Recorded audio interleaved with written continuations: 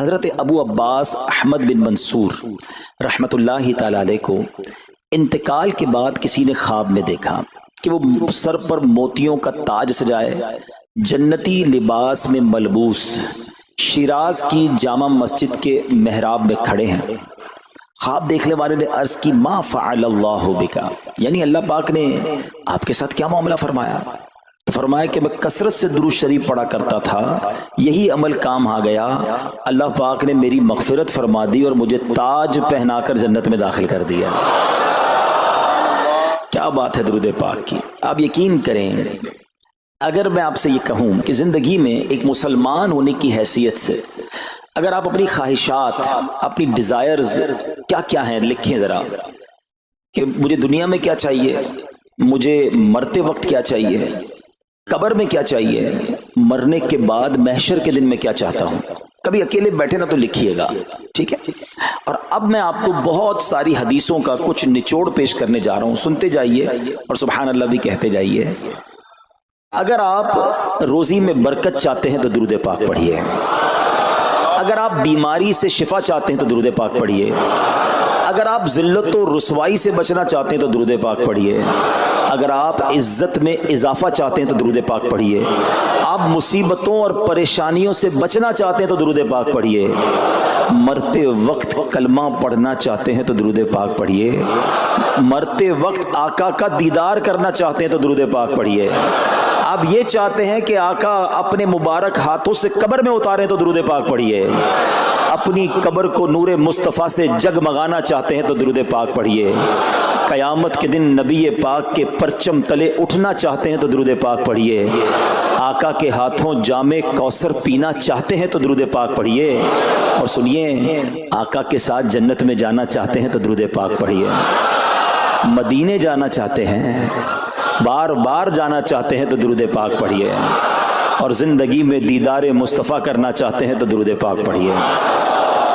کچھ باقی رہ گیا؟ اللہ اکبر یا رسول اللہ، مجھے بتائیے اور کچھ باقی رہ گیا ہے؟ ایک مسلمان ہونے کی حیثیت سے what ever I need in دنیا اور ان ہیئر آفٹر، دنیا اور آخرت میں جو کچھ چاہیے، روزی برکت والی، زندگی عزت والی، پریشانیاں دور ہو جائیں، بیماریاں دور ہو جائیں، ذلت اور رسوائی سے بچا رہوں، ایمان والی موت ملے، جب تک زندہ رہوں مدینے آتا جاتا رہوں، آقا کی دید کرتا رہوں، آقا جنت میں ساتھ لے جائیں۔ اب کچھ باقی بچتا ہے؟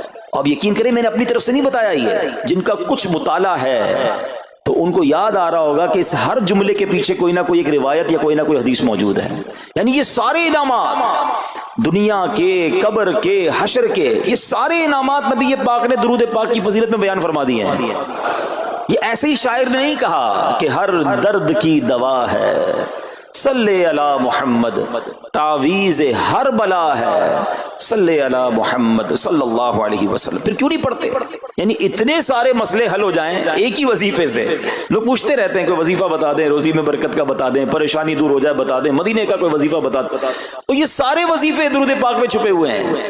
پکڑ لو نا درود پاک، پھر دیکھیں اس کی کیسی برکتیں آپ زندگی میں دیکھیں گے، آپ کا چہرہ شاش بشاش ہو جائے گا، آپ کی طبیعت فریش ہو جائے گی، آپ کو مزے کو مزہ آ جائے گا۔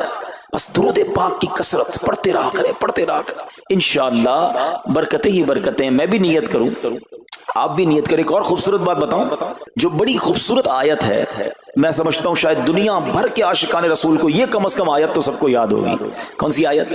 ان اللہ وملائکتہ یصلون علی النبی یا ایھا الذین آمنوا صلوا علیہ وسلموا تسلیما۔ مل کر درود پاک، اللہم صل علی سیدنا ومولانا محمد طب القلوب ودوائها وعافیت الابدان وشفائها ونور الابصار وضیائها وعلی آلہ وصحبہ وبارک وسلم۔ اب یہ جو آیت درود ہے نا، شعبان کے مہینے میں نازل ہوئی ہے، تو چلو نیت کر لیں انشاءاللہ اب سے روزانہ کثرت سے درود پاک پڑھیں گے انشاءاللہ۔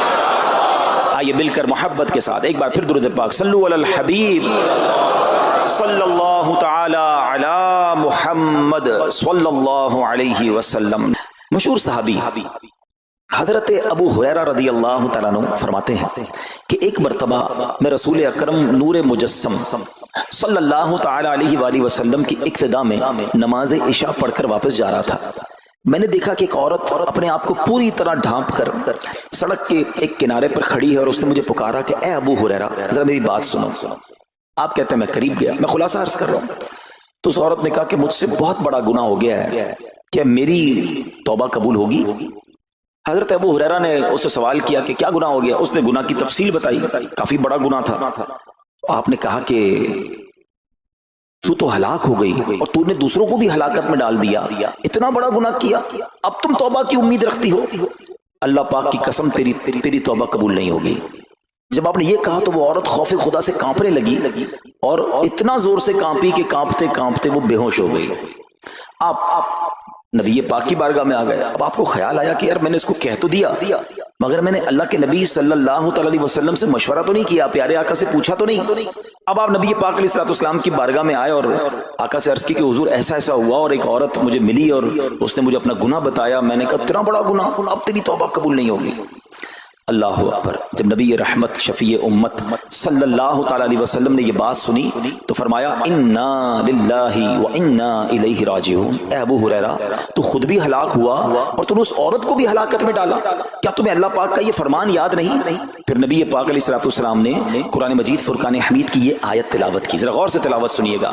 اللہ کریم ارشاد فرماتا ہے بسم اللہ الرحمن الرحیم الا من تاب وآمن وعمل عملا صالحا فأولئك يبدل الله سيئاتهم حسنات وكان الله غفورا رحيما. ترجمہ کنز العرفان. مگر جو توبہ کرے اور ایمان لائے اور اچھا کام کرے تو ایسوں کی برائیوں کو اللہ نیکیوں سے بدل دے گا اور اللہ بخشنے والا مہربان ہے. حضرت ابو ہریرہ نے جب یہ آیت کریمہ سنی اور پیارے آقا علیہ الصلوۃ والسلام کا یہ فرمان سنا تو آپ کو احساس ہوا کہ میں نے غلط مسئلہ بیان کر دیا ہے. آپ پر یہ احساس اتنا غالب ہو گیا کہ آپ مدینہ منورہ کی اب گلیوں میں آواز لگانے لگے. ایک عورت نے مجھ سے رات ایک مسئلہ پوچھا تھا, کوئی بتا سکتا ہے وہ عورت کون ہے؟ آپ سارا دن مدینے کی گلیوں میں آواز لگاتے رہے, مجھے اس عورت کا پتہ بتاؤ جس نے مجھ سے مسئلہ پوچھا تھا. اب رات ہوئی تو وہ عورت آپ کو کل والی جگہ پر پھر کھڑی مل گئی. آپ فوراً اس عورت کے پاس پہنچے, اسے نبی پاک کا فرمان سنایا اور کہا تمہیں مبارک ہو, اگر تم توبہ کرو گی تو اللہ تمہاری توبہ قبول فرما لے گا. اب یہ عورت اتنی خوش ہوئی کہ مارے خوشی کے کہتی ہے کہ میرا ایک باغ ہے, میں نے اپنے گناہ کے کفارے میں وہ باغ راہ خدا میں صدقہ کر رہی ہوں. یہ پورا باغ ہے ابو ہریرہ, میں اللہ کی راہ میں صدقہ کرتی ہوں. اللہ اکبر. اے میرے پیارے اسلامی بھائیوں, اس ایک واقعے میں ہمارے لیے بہت کچھ ہے. پہلے تھوڑا سا تربیت کے مدنی پھول ذرا سمجھیے کہ اتنی بڑی ہستی ہے سیدنا ابو ہریرہ رضی اللہ تعالیٰ, لیکن جیسے انہیں پتا چلا کہ میں نے یہ مسئلہ تو بیان کر دیا ہے مگر نبی پاک علیہ الصلوۃ والسلام سے پہلے اس کا حکم تو پوچھ لیتا, یہ ہمیں کیا درس دے رہا ہے کہ بغیر علم کے اپنی طرف سے شرعی مسئلہ بیان نہیں کرنا چاہیے. جو بغیر علم کے دینی مسئلے بتاتا ہے وہ خود بھی ہلاک ہوتا ہے اور دوسروں کو بھی ہلاکت میں ڈالتا ہے. ہاں میں بتاتا ہوں نا اس کا مسئلے کا حل کیا, حالانکہ خود کہیں پڑھا نہیں ہوتا. تو جب تک آپ کو علم نہیں ہے, آپ جانتے نہیں ہیں, تو کسی مسئلے کو بیان نہیں کرنا چاہیے. دوسری بات کہ اگر خدا نہ خواستہ کوئی غلط مسئلہ بتا بیٹھا یا بتا تو درست رہا تھا, بتاتے بتاتے غلطی کر بیٹھا, تو اسے چاہیے کہ ازالہ کرے, فوراً اس کا جو بھی ازالہ بنتا ہے وہ کرے. سیدنا ابو ہریرہ رضی اللہ عنہ کا ازالہ تو دیکھیں کہ آپ کو جیسے ہی پتا چلا کہ اصل مسئلہ یہ ہے, اب آپ مدینے کی گلیوں میں صدا لگا رہے ہیں, تلاش کر رہے ہیں, پورا دن ڈھونڈتے رہے اس خاتون کو کہ میری سے غلطی ہو گئی, میں نے اس کو غلط مسئلہ بتایا, تاکہ اس کو تلاش کر کے اس کو درست مسئلہ بتایا جائے. اللہ اکبر. صحابہ کرام کی ادائیں بھی کتنی نرالی ہوتی ہیں, اللہ ان کا صدقہ عطا فرما دے. اب ہوتا کیا ہے کہ کبھی کوئی غلط مسئلہ بیان ہو گیا یا بیان میں, مشورے میں, درس میں کوئی غلطی ہو گئی, غلطی پتہ چل جائے, اب شرم آتی ہے کہ کیسے کہوں مجھ سے غلطی ہو گئی ہے, میں تو اتنا بڑا مبلغ بن کے گیا تھا, میں نے تو جناب اتنے پبلک میں بیان کیا تھا, اب میں کیسے بتاؤں کہ جناب میں نے یہ غلط پڑھ دیا یا غلط بیان کر دیا. حضرت ابو ہریرہ سب سے زیادہ جن کو حدیثیں یاد ہے, مگر سچ بتائیں بات سمجھنے والی پتہ کیا ہے, جو لوگ یہ سمجھتے ہیں نا کہ یار غلطی ماننے سے عزت کم ہو جاتی ہے, سچ بتاؤ آج 1450 سال بعد حضرت ابو ہریرہ کا یہ واقعہ سن کے ہمارے دلوں میں ان کی عزت کم ہو رہی ہے, بڑھ رہی ہے؟ Simple is that. गलती मानने से इंसान जो है वो नीचा नहीं होता। अल्लाह मेरे पीर और मुर्शिद को सलामत रखे, जिनकी बरकत से लाखों उलमा बन गए हैं। मगर आप अपने मदनी मुज़ाकरे में अपने साथ उलमाए किराम, मुफ्तियाने किराम को बिठाते हैं, और अगर कोई तवज्जो दिलाता है तो लाइव चैनल पर आप फरमाते हैं कि ये मसला यूं नहीं यूं है। कोई इज्जत कम नहीं होती जनाब। तो सुभान अल्लाह, दो बातें सीखने को मिली कि पहले बताना ही नहीं है, अगर नहीं आता तो अपनी बड़ाई मारने के लिए बंदा कहते मुझे नहीं मालूम, वल्लाहु आलम मैं नहीं जानता। और अगर आपको लगता है मैं सही बता रहा हूं और फिर बाद में कोई तवज्जो दिला दे कि आपने गलती की है, तो फिर उसको बिल्कुल माने भी और उसका इजाला करें। अच्छा, अब उलमाए किराम ने बड़े प्यारे तरीके बताए। पहले तो ज़ाहिर ये था कि भाई पब्लिक में बयान किया तो पब्लिक में जाकर या गलियों में जाकर आपने ऐलान किया। अब तो सोशल मीडिया का जमाना है, कुछ वीडियो बना के डाल रहे होते हैं, इंस्टाग्राम तो ट्विटर तो पता नहीं क्या क्या चीजें, मोबाइल फोन, फेसबुक, यूट्यूब, तो अब गलत गलत मसले लोग शेयर कर रहे हैं। एक ये बड़ा मसला पता है क्या हो गया, हमारे मोबाइल पे जैसे ही कोई वीडियो क्लिप आया, किसी का भी आया, या कोई पोस्ट आ गई, कोई फजीलत ही आ गई, ना चेक करना है ना कुछ करना है, उसको फौरन फॉरवर्ड कर देना है। हालांकि उसमें बाज़ औक़ात गलत मसले होते हैं, बाज़ औक़ात गलत हदीसें होती हैं, हमें पता ही नहीं होता, हम समझते हैं आगे शेयर कर दें। अच्छा, शेयर करने वालों का भी बड़ा मसला है। अगर कोई वजीफा, कोई नफल, कोई भी चीज है, खुद पढ़नी नहीं है, आगे 100 लोगों को भेज देनी है, पहले खुद तो पढ़ो। अच्छा, खुद भी पढ़ने से पहले कहां चेक करवाया? तो प्लीज, ये शरीयत के मामलात हैं, इसमें बड़ी गलती हो सकती है। तो अगर आपको कोई भी चीज शेयर करनी है तो बेस्ट ऑप्शन ये है कि dawat-islami.net, ये दावत इस्लामी की वेबसाइट है, उस पर एक गैलरी का ऑप्शन है, आप वहां जाइए, वो मुफ्तियाने किराम से चेक हुई पोस्टें पड़ी हुई हैं, आप वहां से पोस्ट उठाएं, उसको शेयर कर दें, बिंदास करें, कोई टेंशन नहीं है, क्योंकि वो उलमा ने चेक की हुई है। मगर हर आने वाली पोस्ट, हर आने वाली वीडियो को आगे बढ़ा देना, तो मशवरा यही है कि ये बड़ा सख्त मामला है। क्योंकि याद रखिए, कुरान मजीद फुरकान हमीद में अल्लाह ताला इरशाद फरमाता है, वमन अज़लमु मिम्मन इफ्तरा अलल्लाहि कज़िबन, और उससे बढ़कर जालिम कौन जो अल्लाह पर झूठ बांधे। अच्छा, इसके बारे में उलमा फरमाते हैं कि अल्लाह पर झूठ बांधने वाला सबसे बड़ा जालिम है। जब हम किसी को दीनी मसला बताते हैं तो उसका मतलब क्या होता है कि अल्लाह ने फरमाया या अल्लाह के हबीब अलैहिस्सलाम ने फरमाया। इसका मतलब अगर वैसा नहीं है तो ये अल्लाह पर झूठ बांधना हो गया ना। हमने तो कहा मुझे तो पता नहीं था, किसी ने पोस्ट भेजी थी, किसी ने बताया था, अच्छा मैंने कहीं सुना था। अब कई लोगों की तो आदत पता क्या है, उनके साथ बैठो ना थोड़ी देर थोड़ी बात कहेंगे, अल्लाह ये फरमाता है, अल्लाह ने कुरान में ये फरमाया, पूछो किधर फरमाया, बोला ये नहीं पता, अल्लाह कुरान में ही कहता है। भाई कहां कहता है बताओ ना, आयत दिखाओ। अल्लाह ने फरमाया ये करना चाहिए, भाई कहां फरमाया? अपनी तरफ से। अच्छा, क्योंकि कहीं सुना था, कहीं दोस्तों की महफिल में आधी बात याद थी। अरे डरना चाहिए कि मैं कैसे कह दूं कि अल्लाह ने फरमाया, मैं कैसे कह दूं नबी पाक अलैहिस्सलाम ने फरमाया, जब याद नहीं, पढ़ा नहीं। अमीर अहले सुन्नत की आपने एहतियात देखी है, आप हदीस की किताब मंगाते हैं कि पूरा देख कर पढ़ते हैं, मगर यहाँ तो अपनी मर्जी से चल रहा है मामला।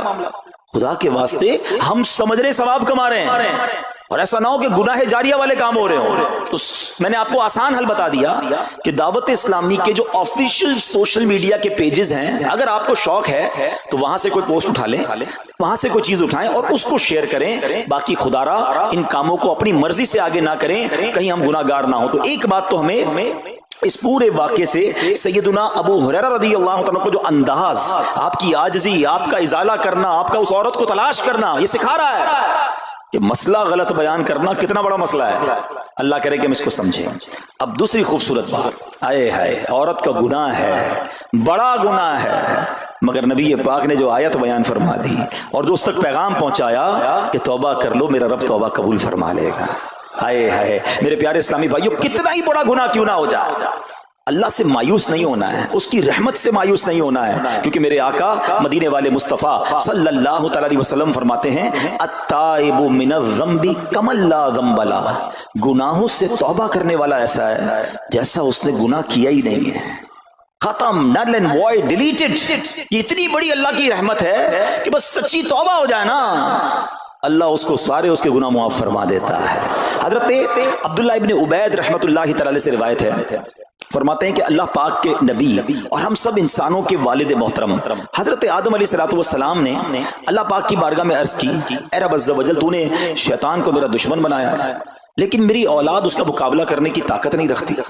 तो अल्लाह पाक ने फरमाया, ऐ आदम, आपकी औलाद में क़यामत तक जो भी इंसान पैदा होगा, मैं उसके साथ एक मुहाफिज फरिश्ता मुकर्रर फरमा दूंगा जो इंसान के लिए शैतान की जो चाल है उससे इसकी हिफाजत करेगा। हज़रत आदम अलैहिस्सलाम ने अर्ज़ की, मौला मजीद करम फरमा। अल्लाह पाक ने फरमाया, ऐ आदम, आपकी औलाद को एक नेकी का अजर 10 गुना मिलेगा। नेकी एक करेंगे, अजर मल्टीप्लाई बाय 10 हो जाएगा।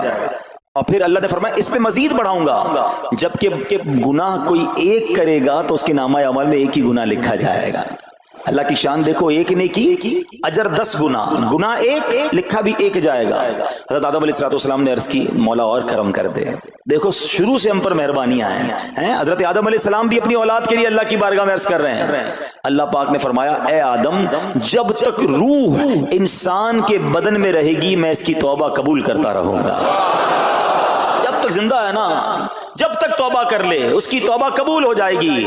اللہ اکبر، کتنا کریم ہمارا مولا ہے، ہمارا پروردگار کیسا رحیم ہے۔ جب بھی گناہ ہو جائیں فوراً اللہ کی بارگاہ میں حاضر ہو جایا کرو، اپنی غلطی کا اقرار کر کے شرمندہ ہو جایا کریں، انشاءاللہ کریم توبہ قبول ہوگی اور گناہوں کی میل سے دامن صاف ہو جائے گا۔ ارے توبہ جب ہو جائے نا اور بندہ سچی توبہ کر لے، دیکھو اللہ کیسا کریم ہے، کیسا کرم کرتا ہے۔ ایک بزرگ کے بارے میں آتا ہے، حبیب اعجمی رحمت اللہ تعالی علیہ ان کا نام تھا۔ ابھی بہت بڑے آپ اللہ کے ولی گزرے ہیں، بصرہ کے رہنے والے تھے، مگر توبہ سے پہلے آپ کی زندگی بڑی عجیب تھی۔ آپ بڑے امیر آدمی تھے، لوگوں کو قرضہ دیا کرتے تھے مگر سود پر قرضہ دیا کرتے تھے، سود لیا کرتے تھے۔ حال ایسا تھا کہ جب کسی سے سود لینے جاتے تھے یا قرضہ لینے جاتے تھے، وہ پیسہ نہ دیتا، لیٹ ہو جاتا تو اس سے جرمانہ وصول کر لیا کرتے تھے۔ ایک مرتبہ ایک مقروض کے دروازے پر گئے، وہ مقروض تو گھر پہ نہیں تھا، اس کی بیوی تھی، تو کہا میرا شوہر تو آج گھر پر نہیں ہے، نہ ہی میرے پاس رقم ہے کہ آپ کو دوں۔ آپ نے کہا مجھے تو چاہیے، کچھ نہ کچھ تو جرمانہ دینا ہوگا۔ تو اس نے کہا ہم نے ایک بکری ذبح کی ہے، گوشت تو سارا بانٹ دیا، کھا لیا، اس کا سر موجود ہے۔ آپ نے کہا یہی دے دو۔ سود میں پیسے نہیں ملے تو بکری کا سر لے آئے۔ اچھا اب جب بکری کا سر لے کر آئے تو اپنی زوجہ کو کہا کہ پکاؤ اس کو۔ تو زوجہ بولی گھر میں نہ لکڑیاں ہیں نہ دوسرا راشن ہے۔ چنانچہ اب لکڑیاں اور دوسرا راشن وغیرہ بھی دیگر مقروضوں کے گھر گئے اور وہاں سے سود میں کسی سے لکڑیاں پکڑ لی، کسی سے دوسرا راشن مسالہ وغیرہ چیزیں پکڑ لی، وہ بھی لے آئے، کہا لو پکاؤ۔ اب زوجہ نے ہانڈی بنائی، ابھی کھانا تیار ہو رہا تھا کہ اتنے میں ایک بھکاری آ گیا۔ حضرت حبیب اعجمی نے اس وقت تو توبہ نہیں کی تھی، اس بھکاری کو بھی باتیں سنا کر نکال دیا، گھر سے نکال دیا۔ اب کھانا تیار ہو گیا، کھانے کے لیے بیٹھے، مگر جیسے ہی زوجہ نے ہانڈی کا ڈھکن اٹھایا نا تو وہ سالن جو تھا بکری کے سر کی بجائے پورا سالن خون سے بھرا ہوا تھا۔ زوجہ نے پکار کر کہا کہ دیکھو تمہارے اعمال کا نتیجہ، تمہاری کنجوسی کا نتیجہ، پوری ہانڈی خون سے بھری ہوئی ہے، سود کا مال تھا نا۔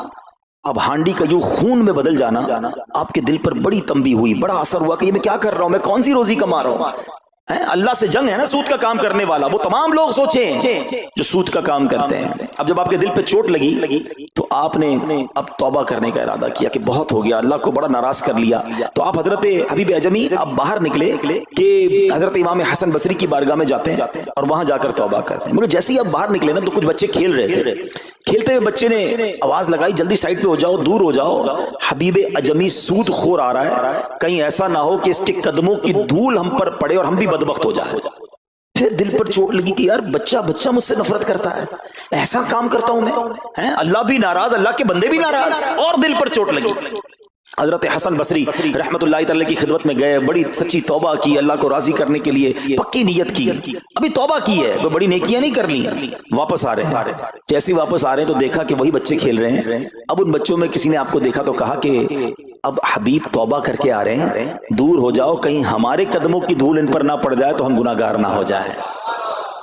تھوڑی دیر پہلے یہ بچے کہہ رہے ہیں کہ دور ہو جاؤ، ان کی دھول پڑ گئی تو ہم بدبخت ہو جائیں گے، سود خور جا رہا، ارے ابھی توبہ کی ہے۔ اور اللہ نے اپنے بندوں اور مخلوق کے دل میں کیسی محبت ڈال دی کہ بچے کہہ رہے ہیں دور ہو جاؤ، ہمارے قدموں کی دھول حضرت حبیب پر نہ پڑ جائے، ہم گناہگار نہ ہو جائیں۔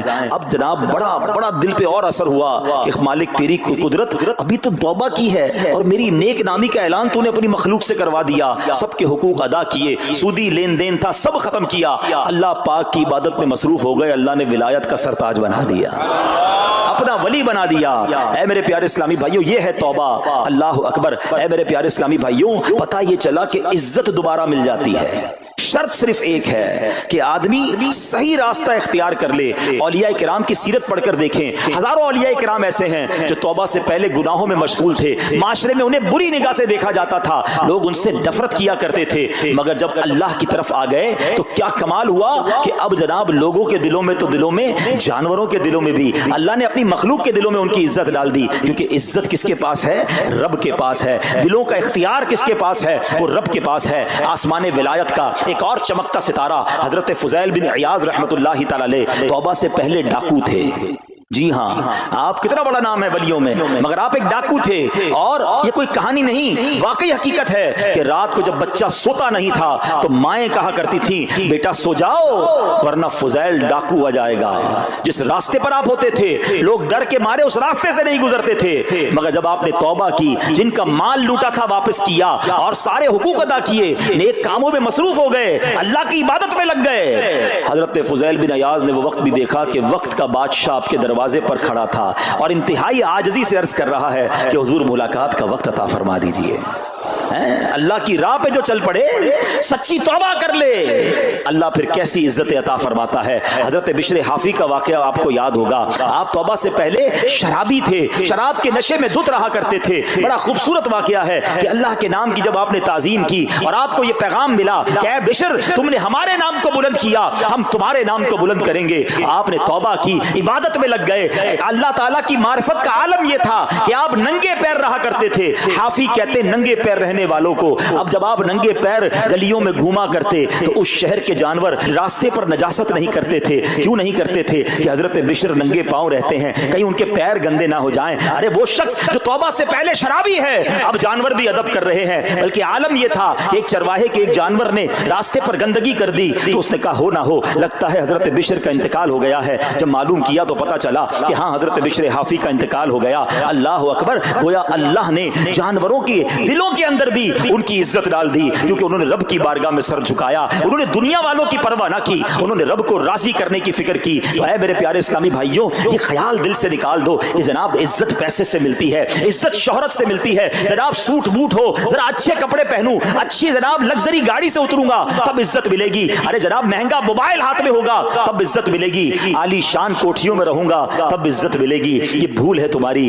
آؤ قرآن کیا کہتا ہے، عزت کہاں سے ملے گی، عزت کس کو ملتی ہے؟ اللہ قرآن میں فرماتا ہے من کان یرید العزت فللہ العزت جمیعا. اللہ کہتا ہے، قرآن فرماتا ہے جو عزت کا طلبگار ہو تو ساری عزت اللہ ہی کے پاس ہے، ساری عزت اللہ کے پاس ہے. وَتُعِزُّ مَن تَشَاءُ وَتُذِلُّ مَن تَشَاءُ بِيَدِكَ الْخَيْرُ. خدا کی قسم دنیا کی ساری دولت کسی کے پاس ہو، اس کے کروڑوں فالوورز ہوں، لوگ کہتے ہیں سوشل میڈیا پہ فالوور ہونے چاہیے. آج کل تو کسی کا مرتبہ